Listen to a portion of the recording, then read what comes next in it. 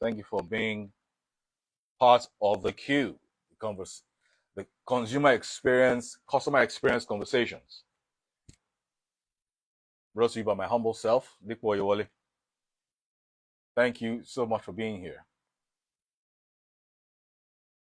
Okay, so last week we were talking about my customer and I, and basically we're talking about personalization, either as an experience and as a strategy.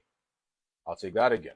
Last week we were talking about personalization, and we're looking at it from the perspective of personalization coming from it being an experience or as a business strategy.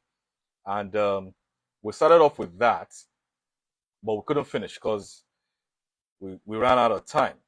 And yes, like we were discussing last week, we're trying to do a bit of summary from the past episodes, which were the things that led us to the conversation we had last week, which we'll be continuing today. Talking about my customer and I. So yes, basically, what led to us talking about personalization is to see various ways that we can avoid having service breakdowns, to also see various ways that we can have or that we can give premium customer experience to our customers, to our clients, to our consumers. Okay, so we talked about service failures and service recovery. Service failures is when the service you deliver as a business, as an organization, as a business operator, doesn't match the expectation of the customer, of the client, of the consumer. That's when you have a service failure, essentially. And we talked about service recovery as well. And service recovery are those measures that are put in place to ensure that you remedy whatever errors or whatever issues happen that caused the service failures in the first place. And we talked about the possibility of having refunds, compensation, apologies, seeing how you can rectify that mistake. But more importantly, we talked about having empathy. Because in the end, that's what's at the heart of everything. Empathy. When you're empathetic towards the plight of your consumers, then you get to see it from their perspective, not just looking at it that, okay, I think this customer is just being difficult or they're just overreacting. But when you approach it from a level of empathy or from the standpoint of empathy, then you can understand where the customer is coming from, and then you can look at things from their own lens, step into their shoes, then you can be able to adequately deduce what effective way you can go about carrying out your service recovery. Because in some cases, what some customers need would just be an apology. Not every customer would require or request for a refund or any form of compensation. What they just want is an apology. And what that tells your customer is, we see you, we hear you, we understand what you're saying, we admit fault, we take responsibility, we acknowledge that, and we apologize. We're taking responsibility, full accountability, because in the end, even as human beings in our daily interactions with various people, the lack of accountability in itself could cause offense. Okay? And that is one thing that we see with a lot of businesses, a lot of organizations, a lot of business operators, where they steadily refuse to be accountable for the actions of their team members, for the actions of their organization, of their business, of how the customer experiences their business. And even when there are complaints or their issues, they aren't accountable. They don't accept responsibility with regards to whatever it is that you're giving to them as a negative feedback, which for me, I believe is very, very, which I believe for me is very, very appalling. Very, very appalling. So empathy in itself, once you're able to empathize with your customers, then you see where they're coming from, you understand what they're trying to say, and then you can be able to adequately deploy any of the service recovery strategies that would be effective. Because in the end, if you're saying that you're deploying whatever strategy, if it is not effective, then the customer keeps having the same complaints. They keep having the same negative feedback. then what do? Okay? So it is important that we are able to empathize with our customers, with our clients, with our consumers, so that whenever we're trying to then deploy service recovery protocols or strategies, then they can be effective. Because in the end, if they're not effective, then what is it that we're really doing? Okay, so then we moved on to talking about what we'll be continuing today. That led us to the topic of my customer and I. We're talking about various principles of delivering excellent or impeccable customer experience. Now, there are a lot of them, but we'll be looking at 4 pillars for starters, and we're still on the very first pillar. Now, the 4 pillars are personalization, competence, convenience, and being proactive. Okay, but like I said, last week we started with personalization, and that is what we'll be dealing with today in continuation of what we started last week. So, yes, for personalization, like I said earlier, we're looking at personalization from the standpoint of it being an experience and it also being a business strategy. We explained that last week. We'll go back to that today. I'll take that again. We're looking at personalization from the standpoint of it being an experience and it being a business strategy. So it is important that we are able to grasp this first pillar. So whatever it is that we're trying to build on with it, even when we're talking about the other pillars, we'll always have to make reference back to this, and then we can all flow in the same direction. Okay? Yeah. So 4 pillars: personalization, competence, convenience, and being proactive. Now, the personalized engagement, where we're talking about the customer experience, is good customer experience always starts with a human touch, either you like it or not. Okay, we'll be talking about touch points for your businesses down the line. We may not be talking about that today, but we're talking about touch points and what they are as regards to your business and how it affects the customer experience conversation in total. But yes, a good customer experience always starts with a human touch, and personalized interactions greatly improve the customer experience, and it lets the customers know that your organization, your business, your company cares about them and their problems, their challenges, the service that they're looking for you to deliver to them. That is the reason why they have come to you. It lets them know that you care about them. Like we said before, as human beings, we want to know that we're seen, we want to know that we're heard, we want to know that we feel special in some form of way. That is what personalization gives to your customers.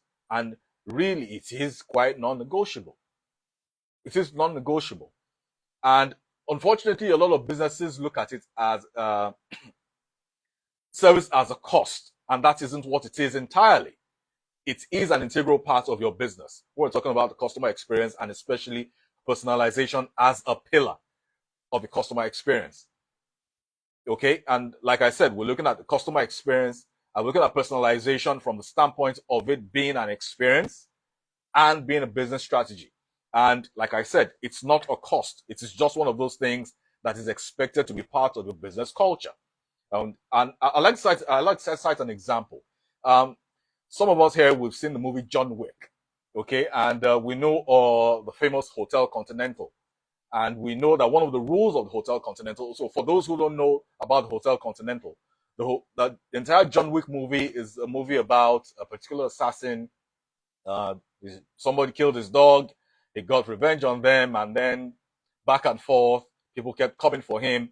But in that particular movie, there is a hotel called the Continental Hotel, where all the assassins in the city and around the world, because there are different Continental hotels around the world, but this particular one we're talking about, because mostly was staged in New York City, is talking about the Continental Hotel.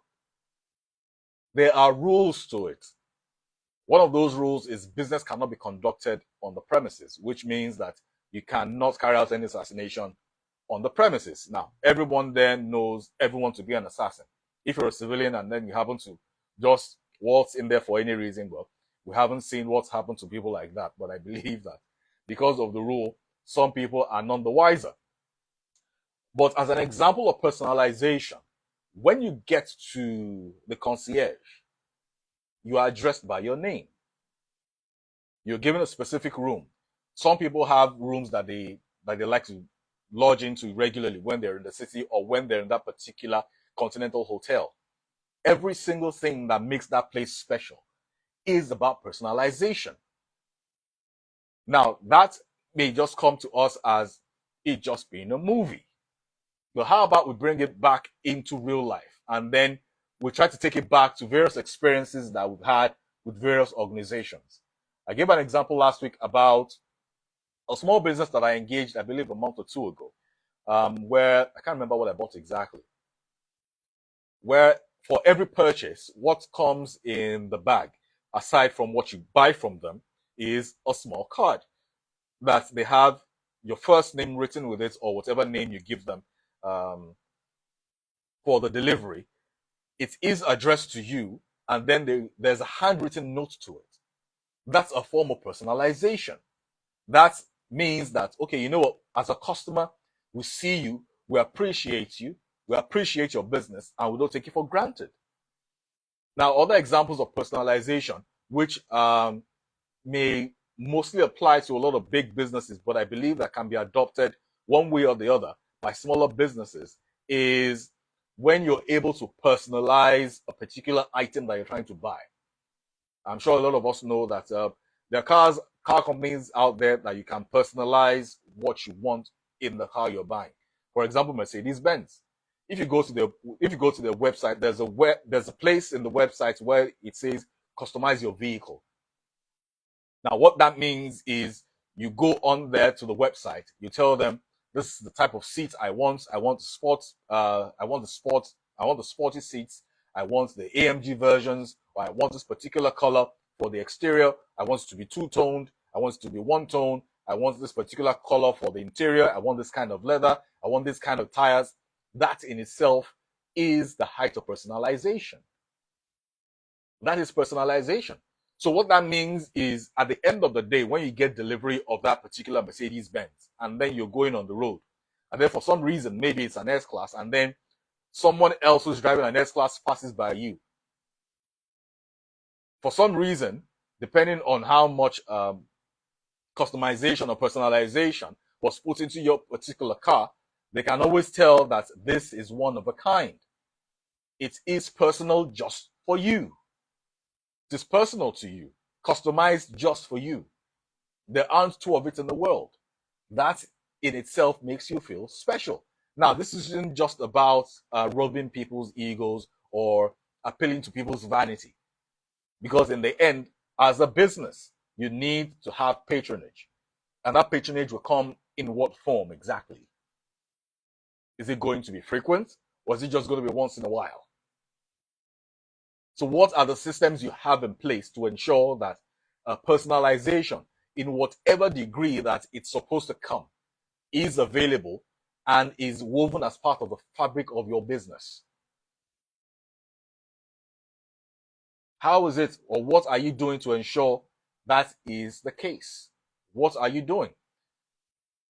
In the situation whereby maybe you provide a service, or maybe you will sell products and you don't have that particular option, with the kind of example I just gave of Mercedes-Benz, personalization can also come in the form of the way you deliver service to a customer. Like we said before, you can have a dozen customers in front of you, but realistically, you can only attend to one person per time. How about you make the one person standing in front of you feel like they are the only customers in the world at that time and for any time to come? Of course, you won't get to spend all your time with them, but how about you make them feel that way, that there's a personal connection, that there's a personal touch, and they don't feel like they're just being rushed off the queue so that you can attend to the next customer? That in itself is personalization. So like we're saying, it is important that we're able to deploy the pillar of personalization into our entire customer experience protocols. It is very important, because that is how we can get to engage customers, how we can also get to keep customers. So it's not just about having customers engage our business and then they're wondering, okay, you know what, I'm being treated like every other person, or this is just This is just like any other business, and I'm seeing like any other customer. How about we put some personal touch to it? That's why some certain businesses today, they have loyalty programs where once they're able to identify who you are, they know they know what it is that you usually like to get from them. And I was talking about this particular example, especially for retail businesses, how they can tap into this personalization to drive a lot of sales. Because in the end, customer experience is supposed to drive sales. That's the way you make money. That's the way you're in business. Okay? So it is important that we are very, very deliberate about how we do personalizations in our business. Okay, so personalization was once limited to targeted offers, now extends to the entire customer experience, and it means that customers want personalization throughout the interactions with a business. Either you're a retailer, you're a wholesaler, they want personalization. That's what customers want. They want a personal touch. You want to feel like, okay, you know what? It's not just free for all. There's a one-on-one engagement here. There's a one-on-one interaction with multiple personalization touch points. It enables customers. It enables the business to allocate time and money according to their customers' preferences. That's what personalization is. So for any business, or for your business, either you're a retailer, you're a wholesaler, any kind of business, it is important that we identify the parts of our organization or our business that we can deploy personalization when we're engaging with customers. Because that is really what customers want. Like I said, it's just basic human nature. We want to be seen, we want to be heard, we want to feel like we are being experienced. We want to feel like our presence is being felt. Not just being treated like, okay, you know what, you're just one of the people on the queue, or you're just one out of many. Nobody wants to be treated that way in whatever engagement with any other human being. It's really just what it is. Okay? So personalized touch points, multiple personalized touch points, it enables a business to allocate time and money according to the preferences of their customers. So in the best personalized experiences, businesses make customers part of the conversation. That's why earlier on we talked about feedback. What feedback mechanisms do you have in your business? Do you have feedback mechanisms at all? Or you just run a business and you think that you're giving the customers what they want? Today we have Fortune 500 organizations that spend billions of dollars on R&D. There is no way you will spend billions of dollars on R&D and then you don't have a meaningful feedback mechanism. It isn't possible, because the whole objective of that is being able to improve upon the products that you've built before. Either you're improving on a particular model that you have existing in the market, or you're developing an entirely different product line, which in the end has to be in tune or in tandem with whatever the customers want in the market. Because it is really wasteful and it really doesn't make any sense saying that you're spending billions of dollars. For example, Apple spends like $10 billion annually on their new phones. Samsung is the same. 10, 11, 12 billion dollars for the new model of a new phone. And then you get to hear the sales they make from all these phones, and then it makes the money for the R&D look like child's play. There are systems to these things. They're deliberate actions. They don't just happen. So if you're saying that you want to improve your business, or you want to improve your product line or your service delivery, which frankly speaking should be the objective of every single business organization or any business operator, it should be about you understanding the role feedback plays in the existence and in the survival of your business. Because you're saying you want to improve on something, but you need to know what to improve upon based on the feedback you get. Either it's positive, either it's negative. Feedback is important. And we will keep talking about feedback on this platform. We will keep going back to talking about feedback.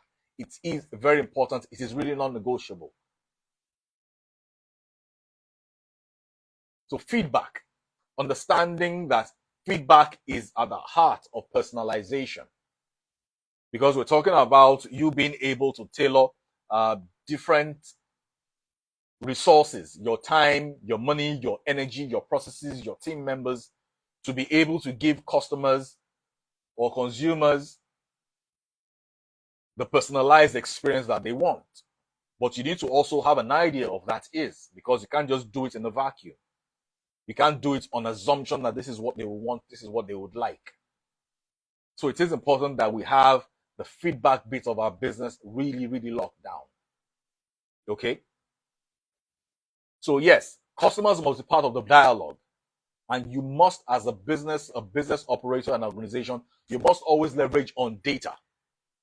There is no other way to go about it. You must leverage on data to create one-on-one personalization services or products. Even if you're providing a service, there is a way certain clients like to be treated. There is a way certain clients like to be courted. There's a certain way they like to be addressed. There's a certain way they like to do business. Are you able to deploy data in any form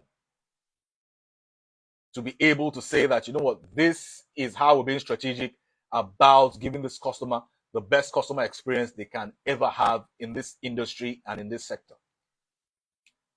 We must rely on data, and it is really non-negotiable. Okay? So yes, we must have customers as part of the conversation, and we must leverage on data to create these one-on-one personalization strategies that we're talking about. Now, customers receive offers that are targeted not just at customers like them,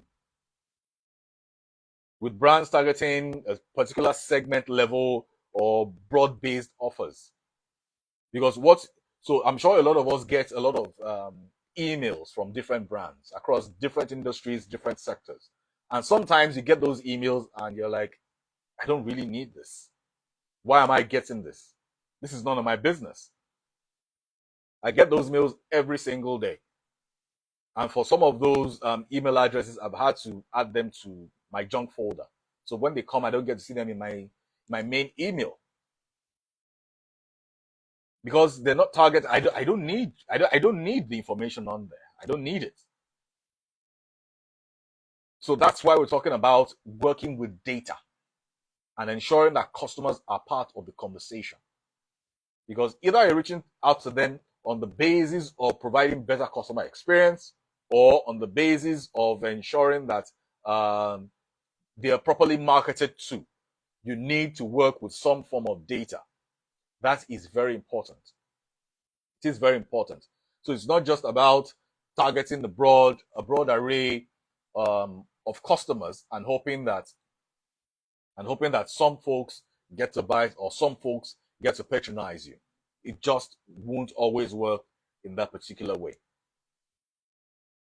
But how about you go about this? Even if you're sending those emails, those newsletters, you find a way to make them personalized. For example, I get some of those emails, and then some of them start with Dear Dipo. My first name is there. So it doesn't just look like, okay, Dear Sir or Ma, and then you're sure that this was just sent to every other person. But the mere fact that your first name is there or your last name is there, you will pay attention to it. Yes or no? Yes, you will. You will pay attention to it. So it is very important that whatever it is, even in marketing, that we ensure that personalization is one of the key things that we address when we're trying to engage with customers. It is very, very important. Because as individuals with products, offers, communications, they have to be uniquely relevant to them. That's what we're talking about. It has to be uniquely relevant to them. It can't just be for everybody. And then they get those offers. Because mind you, a time will come when, even when it's something they're looking out for, but because for some reason they've been able to move your brand to the back of their heads, they're like, the name of your brand doesn't just come up.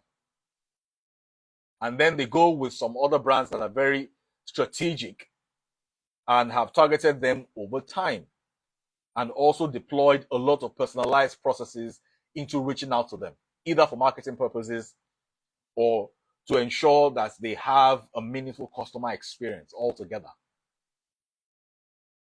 So that is important. And giving customers expectations, businesses, brands, you're a retailer, you're a wholesaler, whatever it is you do, you must respond to the demand of personalized experiences, not only to differentiate yourselves from the market, from the competition, from the industry, from the sector, but you need it to survive. You really need it to survive. You need, because today in business we hear of USPs, unique selling point. Today a lot of businesses aren't even customer centric.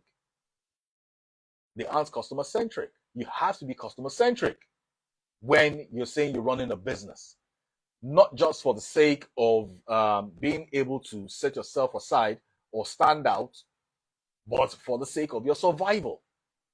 Because in the end, when the customers don't come knocking at your door, when they don't come to see what it is you're selling, when they don't patronize you, your business doesn't survive. Your business dies.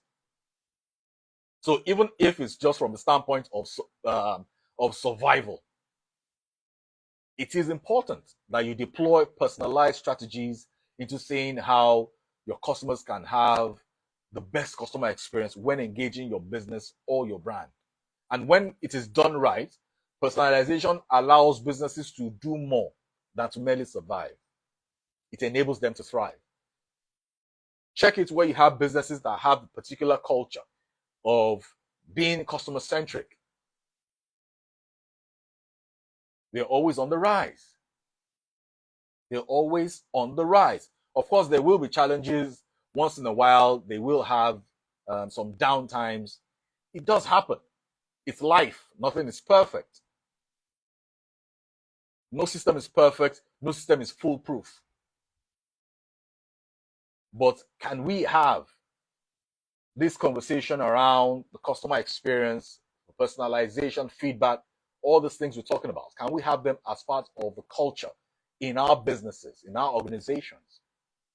Because, like I said, not just essential for survival, but essential for you to thrive. Because really, building a business on survival mode isn't really sustainable. It isn't really sustainable. Living life on survival mode in itself isn't even sustainable. So how much more of business?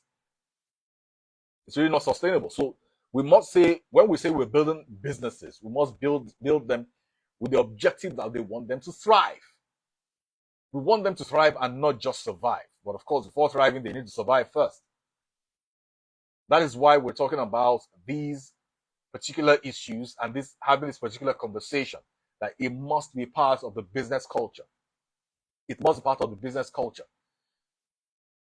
And to maximize the results of your personalization strategies or personalized protocols, we must recommend focusing initially on your most loyal customers. So it's not just open-ended, because you only have so many resources in the first place. So the smart thing to do is to ensure that you make sure that it's first targeted at your loyal customers. For example, you run a supermarket and you have a loyalty program. Is there a way where at the till, when they give you the details and then you see that they're part of your loyalty program, you can always say that, okay, you know what? This is what this person likes to shop. This is what they bought in the last 3 months. In the last 2 weeks, or the last 2 months, we found out that they haven't been buying, for example, a tin of milk. Have you been able to ask them, okay, we noticed that in the last 2 months, in the last 3 months, you've not been buying this particular product or this particular item, or you switched brands? Or is there a reason? Is there something we can do for you? And then you can always tell them, oh, I think the price is too high. I'm getting it cheaper somewhere. That is how they get feedback. That's how businesses get feedback. But today, what we see is a lot of businesses, or some businesses, that have these feedback mechanisms, but don't even know their feedback mechanisms. You just say, okay, they're having loyalty programs, and then at the end of the day, they say that, okay, you know what, you're able to accrue certain points. This is how much you'll get, and then they believe that is what the loyalty program is supposed to be about. That is not what the loyalty programs are about. They are way more than that. They can do way more for you than to say at the end of the month, maybe Christmas or during some holiday, they can always cash in on whatever points that they have been able to gather over a period of time. Loyalty programs are meant for much more than that. So you have programs targeting regular customers, regular clients. They yield a return on investment 3 times higher than that of mass productions, either you like it or not. Because in the end, like I said, human nature, it makes them feel seen, it makes them feel heard. So they experience your brand, they experience your customers, and they experience your brand, they experience your business. And then they feel like, okay, you know what? I'm seeing these people, they see me. They know this is what I want. Imagine walking into a store and then when you're trying to check out or trying to pay for what you've gotten, they ask you those personalized questions. And then they say, oh, we noticed that you weren't able to get this. What's the matter? Is there a challenge? Or were we out of, okay. And then they tell you, oh, you guys are out of stock. So they say, oh, sorry, we're just out of stock on the shelf. We still have in the store. Can you wait a moment? Can we get somebody to get it for you from the store? That's a particular sale that you may have missed that particular day. So loyalty programs, which is a form of personalization, they are way much more than a system put in place for customers to just gather points, and then at the end of a particular stipulated period, you're able to say that, okay, for all the points you've gathered, I think maybe you can get a tin of milk or something from what we do as a business. It should go beyond that because it is meant for more than that. Okay. Moreover, okay, building data on your most loyal customers sets off a virtual cycle by generating ever more relevant data and higher response rates that further boosts data quality. So in a way, for your business, it also helps you build data. You build a database. So it's not just about racking up points at the end of a particular period. You say this is what they get for it. No, it also helps you build data. And the example I gave earlier about someone in the organization being able to say that, you know what, we believe that this particular item would be good for you, or you didn't buy this particular item. You usually buy it every 6 weeks or every 8 weeks. You're not buying it right now. Is there a challenge? Oh, okay, you think it's too expensive. Okay, can we recommend another one to you? You can only do that when you have data. That's the only way. And how about you understand that having the information, the loyalty program or the loyalty system in your business with your customers is also another way to gather data. Not just data on them so you can sell to them better, but also to have the data to be able to prefer better solutions for the market, to be able to make you stand out from the competition. How about we look at it from that perspective?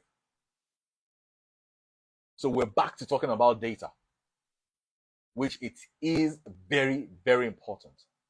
It is very, very important. Now, like we gave the example last week, we'll be looking at this particular brand again, Amazon, pioneers in personalization, okay? So as the ruler of large pure play online retailers, Amazon has used their sophisticated analytics to shape their personalization efforts. Now, because of their size, because of the amount of capital they have, the amount of resources, they're able to gather data from millions of customers across different parts of the world. So their entire personalization protocols are usually always spot on because there is very little room for error. Because if you work with data, you understand what I'm talking about. Because you have so many data points, you can always draw certain average, make certain inferences, find the medians, and all of that. So it's been a useful tool for them to be able to deploy the personalization programs with how they deal with businesses. That's why today Amazon is where they are as a business, either you like it or not. No business is perfect. They have their own internal problems, challenges. That's not what we're talking about today. But it is important that we understand that businesses like Amazon, Fortune 500 companies, do not just get there by accident. They get there by deliberate action. Deliberate action. And this is what we're talking about, being customer centric. The customer being at the heart of the entire business process, the entire business model. That is how they are where they are today. And it really breaks my heart when I see businesses, organizations of various sizes not understanding this particular facts. It's really, really alarming. Now, over time, Amazon has been able to expand their personalization program or personalization protocol to show customers products that are often purchased across various items, various sections, and all. That's how much they've been able to work with the data that they've been able to gather over a period of time. And with every year, it does look like it keeps getting smarter. For example, you find out that you shop on Amazon or some other e-commerce website, and then they start to suggest certain items to you. I mean, so you go to, for example, you go to a supermarket, you see you buy a loaf of bread. It only makes sense that they maybe market butter to you, or jam, or sausages, basically something that goes with that bread. That's the whole psychology behind it. So now they've been able to infuse the data they have to ensuring that when you're shopping on their website or on their platform, that those suggestions come up. And then you're like, okay, I think I'll need this. Something you never planned for before. You say, okay, I think I'll add it to the cart. Okay, I think I need to add it to the cart. Okay, this is a good idea. I think I'll add it to the cart. And then you end up adding things I didn't plan to buy to the cart. But at the point of maybe checking out, then you say, oh, okay, I think the total is a bit off. It's out of my budget. Okay, I'll take this out now, but it'll stay somewhere. So next time I come to shop, I see it as something I have selected earlier. And you're wondering why they're where they are today. It's little wonder, really. It's little wonder. Okay? So Amazon continues to raise the personalization bar, either I like it or not, globally, with ever more granular, innovative offerings to individual customers. And a lot of people don't even realize it, that's why they like to shop on Amazon, because of the personalized approach they have towards the entire shopping experience and towards the entire customer experience. A lot of people don't know. A lot of people just believe that, okay, you know what, I enjoy shopping on Amazon. And then you ask them why. Say, I just enjoy it. Now, a lot of people believe that people shop on Amazon basically because of their swift or their very well thought out delivery system. It isn't just about it. Because either I like it or not, before you have an item or a product delivered to you, you will first have to shop for it on your platform.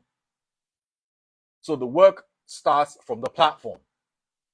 That is their main touch point. That's the main touch point of that brand, Amazon. Another touch point is the delivery system,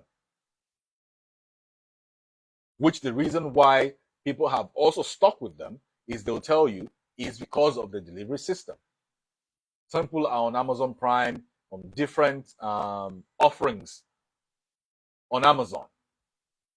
But irrespective of whichever you're on, they've been able to streamline the entire process of their delivery to ensure that it is swift, it is efficient, and it is convenient. This 2022, that's what a lot of people want when engaging with a brand. It has to be convenient, it has to be fast, it has to be quick. Nobody wants to wait forever. Studies show that our attention span has been dropping drastically in the last decade because everything is moving so fast. Everything is moving so fast. On social media, you see a post, you engage it like this, you move on to something else, you move on to something else. There are too many things that require our attention. There are too many things that are struggling for our attention. But how is it, or what can you do to ensure that your own brand stands out among your competitors in your industry, in your sector? What is that thing that you believe you can do? This is how Amazon have been able to stand themselves out. This is how they've been able to define what Amazon stands for as a brand. Customer experience. Period. leveraging on personalization. That's really how they did it. So if you're looking for the secrets of Amazon and all of that, I mean, you could go online and check for videos of Jeff Bezos, the founder of Amazon. Videos from different interviews, different conversations. You always hear him talk about customers, customers, customers, customers, customers. Somehow, a lot of people haven't been able to pay attention to that. They just believe that maybe he's one of the richest men in the world for some magical reason. But that's because they've been able to build the customer experience into the entire fabric of the business. And today it is paying off. Because when you treat your customers right, they come back for more. It's basic human nature. And in some cases, when they come back for more, they don't come alone. They bring others along. So you find out that what you're getting to, or what you plan to spend on your marketing, wasn't necessary in the first place. All you needed to divert most of your attention to was a customer experience. Because customers you treat very well will bring potential customers and other customers to you. Should you do marketing? Of course, you should do marketing. But how effective would your marketing be if you're spending so much money on marketing, not paying attention to your customer experience? Fine. Marketing will get people through the door. It will get people to engage with your brand. It will get people to engage with your business. But after they engage with your business, do they want to come back? Do they want to come back? And if they're going to come back, are they interested in bringing one or more persons along? Because that in itself is what the true test of your marketing strategy is. You can't say you're marketing and then when customers get to engage your business or your brand, what they're experiencing is something they don't want to be associated with.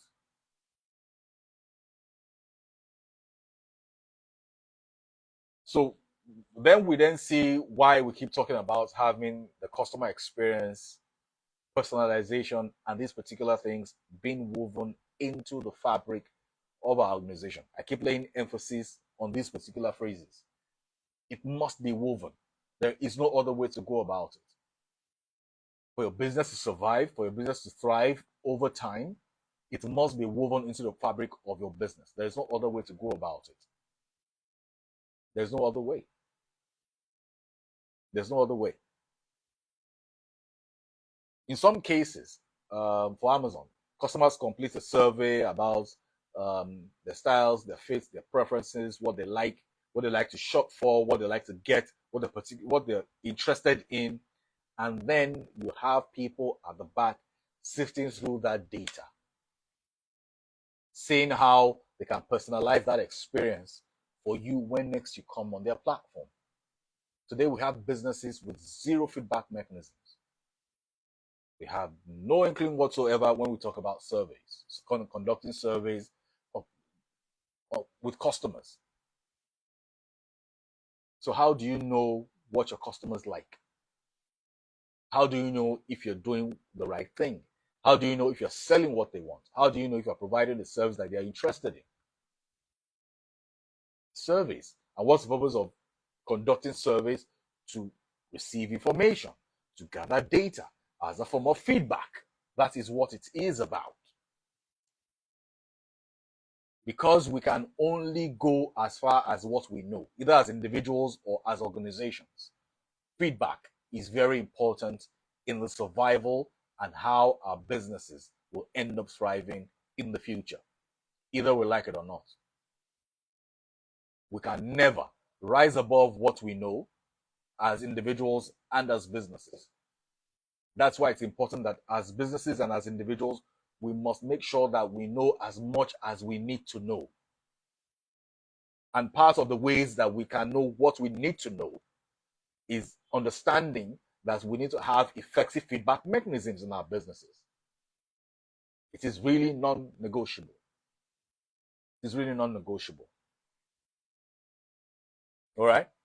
Yeah, so that's where we'll be wrapping it up for the Q tonight, the customer experience conversations. We'll be wrapping it up now. We're picking it up next week, Thursday. I won't say if it's the same time. Could be same time or a different time. But please stay on our usual channels to be aware and to have the notice on for when we'll be having our next episode. And also remember to have our previous episodes. You can also watch them on YouTube. On just search for the Q Podcast, or you can listen to them on the Podbean and Apple Podcast if it's just the audio you want. But you want to have the video watched, or you want to have it downloaded, go on YouTube and search for the Q Podcast. The Q, the CUE, the Q Podcast, and then you get all the previous episodes, including this one. They'd be on there, and then you can share them with those you want to share them with. But yes, so that's where we're drawing the curtain on today's episode and this week's episode of the Q, the Customer Experience Conversations. Till I see you again next week, stay good. Remember, it is imperative that customer experience is woven in the fabric of our businesses. Till then, thank you very much. I remain yours truly, Dick Woyewole. Bye-bye.